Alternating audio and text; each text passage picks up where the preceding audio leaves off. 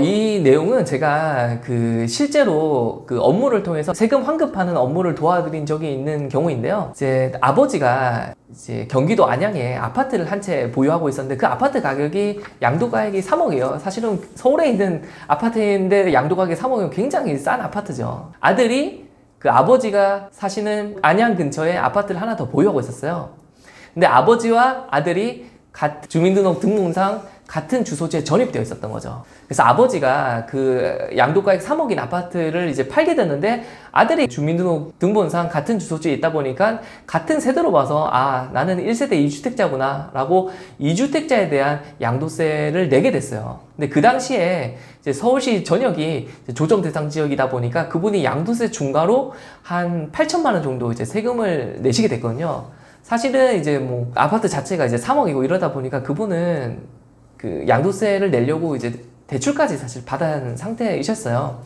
그러면서 양도세를 낸 다음에 제가 요 내용을 한번 살펴보게 됐죠. 근데 많은 분들이 좀 오해하시는 게 주민등록상 같이 전입되었다고 무조건 같은 세대다 라고 오해하시는 경우가 있는데, 우리 세법에서 1세대라고 하면 같은 주소지에 전입되어 있는 가족이지만 생계를 같이 해야 우리가 1세대로 보거든요. 그렇다고 한다면 가족이더라도 같은 주소지에서 생계를 달리 한다면 이거는 1세대로 보지 않는다는 거죠. 우리가 생계를 같이 한다는 거는 같은 주머니에서 이제 다 같이 가족들이 생활하면 우리가 생계를 같이 한다고 보고, 별도로 각자 주머니에서 각자 생활한다고 하면 우리가 생계를 다르게 한다고 보는데, 예를 들어서 아버지가 벌어놓은 소득으로 우리 가족이 전부 다 같이 생활한다 라고 하면 이거는 생계를 같이 한다 라고 판단을 하고 있는데, 아버지가 벌어들인 소득으로 아버지가 생활하고 아들이 벌어두는 소득으로 아들이 생활한다고 하면 같은 주소지에 있지만 이거는 생계를 다르게 한다 라고 보시면 될 것 같아요. 그래서 우리는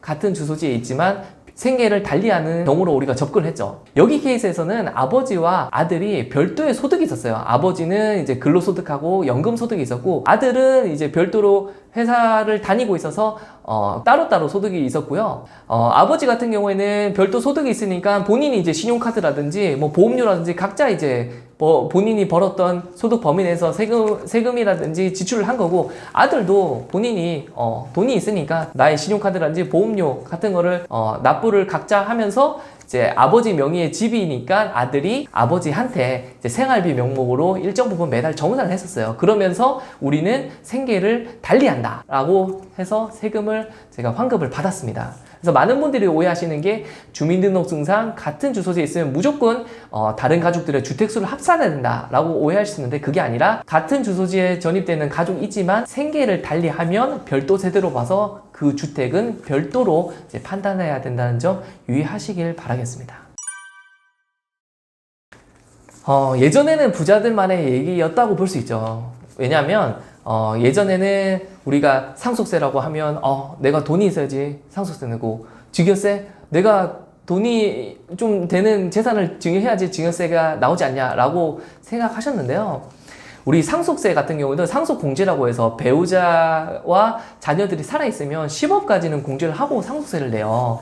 근데 잘 아시겠지만 우리가 아파트 한 채만 있어도 요새는 10억이 넘는 아파트들이 워낙 많다 보니까 상속공제를 받더라도 상속세를 낸다는 거죠.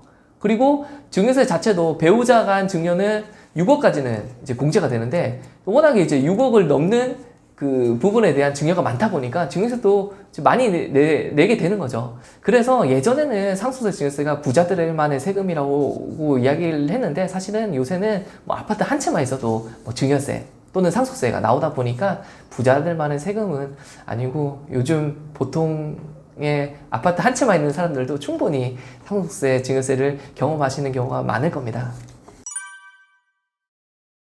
현금 증여를 잘하려면 저는 증빙을 좀 잘 챙기라는 말씀을 드리고 싶습니다. 보통 현금 증여를 하는 경우가 그냥 부모 자식 간에 계좌이체로 현금을 주는 경우가 많은데, 이게 뭐가 문제냐면 증여를 받은 자녀 입장에서는 이 증여받은 금액을 가지고 고가의 아파트를 사는 경우가 생길 수 있는데, 그 아파트를 살 때 우리가 자금 출처 조사가 연동해서 나올 수 있어요. 내가 뭐 자금 조달 계획서라든지 그런 걸 통해서 잘 소명한 관계가 없는데, 애당초에 부모로부터 증여받은 금액이 크다 보면 그걸 잘 소명하지 못하면 자금 출처 조사가 이제 연동돼서 나오기 때문에 꼭 이제 현금 증여라는 증여세 신고를 통해서 그 증빙을 잘 마련하는 게 필요하고요. 자, 자금 출처 조사를 통해서가 나오지 않더라도 증여를 한 그 부모 입장에서는 돌아가시고 난 이후에는 상속세를 내야 되는데, 이 상속세가 과거 10년 이내에 계좌 내역을 다 이제 들여다보게끔 되어 있어요.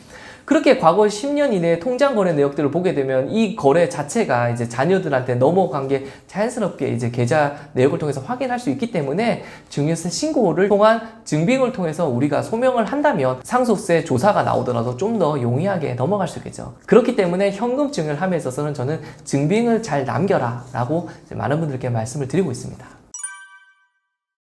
증빙을 남기라는 것은 구체적으로는 우리가 계좌이체를 통해서 자녀한테 줄 때 그냥 계좌이체를 끝내는 게 아니라 실질적으로 증여세 신고, 그러면 증여세 신고라고 하면 증여계약서 쓰고 증여세 신고를 통해서 얼마나 내가 증여를 하고 이제 증여계약서를 통해서 기록을 남기면서 증여세 계약서라든지 증여세 영수증을 통해서 증빙을 남기라는 거죠.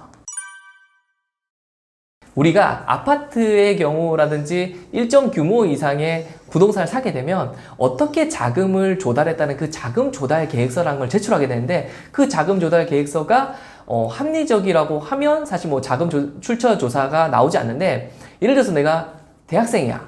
근데 아파트를 하나 사게 됐어.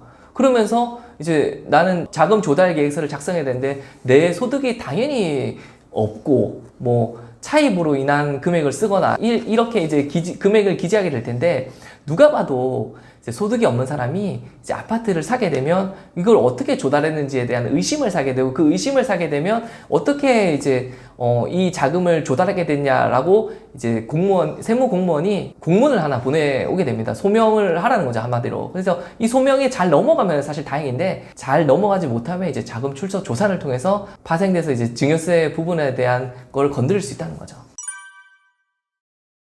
우선은 그 내가 근로소득이라든지 사업소득이 있으면 실제 이제 뭐 원천징수 영수증이라든지 우리 종합소득세 신고하니까 그런 소득을 통해서 일단 세무서에 어느 정도 내 소득이 있다는 걸 증빙할 수 있는 거고요. 내가 이제 금융기관에 차입하거나 아니면 뭐 제3자한테 차입을 했으면 뭐 차입 계약서라든지, 그러면 차입을 했으면 이제 그 돈이 나한테 넘어왔겠죠. 계좌 이체가 된 내역이 있던가. 그런 내역을 통해서 이제 소명할 수 있는 거고, 마찬가지로 증여를 받았으면 뭐 계좌 통장 거래 내역이라든지 증여세 신고 내역을 통해서 이제 내가 그 부분이 아파트 취득가액의 상당한 가액만큼을 내가 이제 증빙으로서 제출할 수 있는 거죠.